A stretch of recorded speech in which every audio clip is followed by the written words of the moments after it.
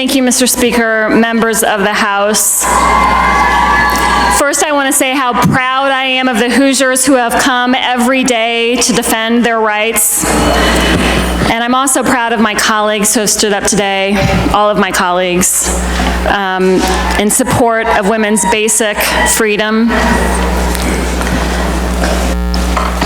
And those who haven't stood up but will be voting with us, thank you. Although that is little solace in light of the issue before us today and the likely outcome today. I want to take us back to June 24th. On that day, our country, my beloved country, my son is serving today, he's at Fort Jackson, South Carolina. My beloved country became a nation that takes rights away from women. I was reminded of, throughout my life, watching the news and learning of theocracies and authoritarian regimes where women lose rights, have little rights. Suddenly, my country was in the headlines in a similar way. And today, my beloved state of Indiana, where I've grown up, raised my family, is poised to break my heart and become the first state in the nation to proactively take women's rights away in light of the Dobbs ruling on June 24th. So I stand here sad, very sad, and in fear for the women of Indiana. Let's be clear here, this is an extreme bill. This is not a compromise with respect. This is not a compromise. This may be a compromise within the Republican supermajority, but this is not a compromise of this body by any means. We did see a proposal yesterday from Representative Zemke that was absolutely a great faith attempt at compromise, and many Democrats, if not all, supported that effort, that proposal. That failed. So there is not a compromise before us today. The stakes are very high. Women are scared. They understand that the government will soon force them to carry unwanted pregnancies to term. A fundamental right that we've held dear our entire lives is on the line. A basic freedom that we have here in Indiana as Hoosiers and Americans is on the line today. Hoosier women, we fear for ourselves. Men fear for their partners. All Hoosiers, the majority of Hoosiers today, fear for their children and the future of our state, because we are in the majority, those of us who will be voting no today on Senate Bill 2. And let's be clear, let's be very clear and understand who will suffer because of this bill. The most vulnerable women in all of our communities will suffer because of this bill. Their children will suffer. Some women who are desperate and without resources to travel and pay for procedures will take matters into their own hands and they will die. They will die. And I want to lift up the story of how I first came to really think about this issue. It was early in my life because it was forced upon me. At the age of 16, I was 16, and my classmate, Becky Bell, was 17. Those of you in committee heard from Becky Bell's niece, Addie Bell. Addie Bell can't be standing here, or her brother Bill, or her mother Karen.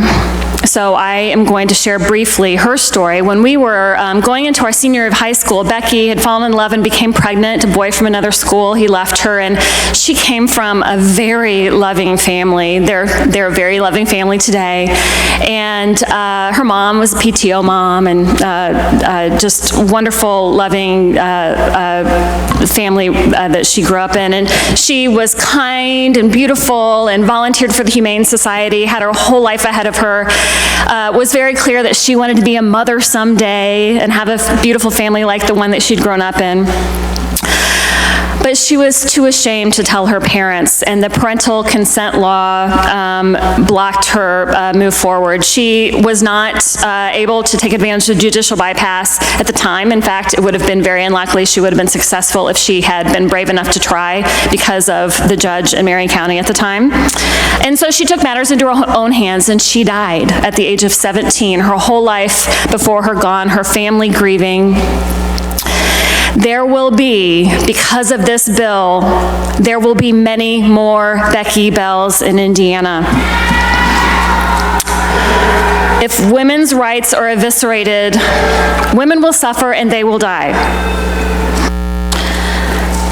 This is simply not a pro-life bill. I want to talk a moment about the economic fallout that will surely follow this decision. Our economy will suffer, and the future of our state will be much less bright. Indiana will immediately become a less desirable place for companies to bring new, good jobs. Not all companies, but some companies certainly. Bad headlines are not good for business. Bad policy is not good for employees. Our universities will be less attractive to many students, and of course we've had many cuts to higher education, and thus our universities are more reliant on higher tuition paid by out-of-state students. They will be less attractive to out-of-state students. Our universities will suffer multiple times because of that hit. Potential staff will be less likely to come to Indiana. Our business leaders and the medical community are sounding the alarms. We heard medical organization after medical organization, physician organization after physician organization stand in opposition to this proposal because it doesn't make sense for medical care for women. Our reputation nationally and internationally will be significantly diminished. Headlines, bad headlines, are not good for business. We are a manufacturing state. Our manufacturers do business all over the world. They rely on companies. They many times are companies from other nations with offices and production facilities here. They will be less likely to expand here. Bad headlines are bad for business. I was so proud back at the end of May to attend the Indiana Global Economic Summit. It was impressive. We have, as I mentioned, a huge footprint of international companies here in Indiana, Indiana companies doing businesses with other nations. That part of our economy will suffer because of this law. There will be less interest. The next summit will be less impactful. It will have a corrosive effect on our economy. I work in the tech sector. The tech sector in Indiana, burgeoning sector with great jobs, is going to suffer. I've heard from so many leaders in this field, and they are very, very concerned. We've seen long lists of business leaders and professionals from across the state, from every community, rising up in opposition. We know a majority of Hoosiers oppose this bill. I want to say that I've always dreamt, especially since I've been in public service, hoping that I could help facilitate my boys wanting to come back after college and maybe leaving, maybe not after college, settling here and raising their families. This is the first time I've really felt in my heart that a decision by this body could truly impact that decision. Will the women they meet and hopefully marry want to raise their families here? Will my sons want to raise their families here? I'm not so sure anymore. Another very real economic impact, very important to talk about, of course, is women forced into parenthood before they are ready will in too many cases attain less education and struggle more to support themselves and their children. The number of Hoosiers and families in poverty will absolutely grow. There is no question. The data is clear. I just plead with you. I don't expect to change votes today, but I'm still going to say I plead with you to trust women and oppose this taking of our most basic freedom to determine when and if we become pregnant. As an American, as a Hoosier, I am stunned, despite the warnings this might happen, I am stunned that we are here today about to remove the most basic freedom that women hold dear in their lives. This bill represents a major step backwards for our state and will cause untold harm to women and our families and our economy.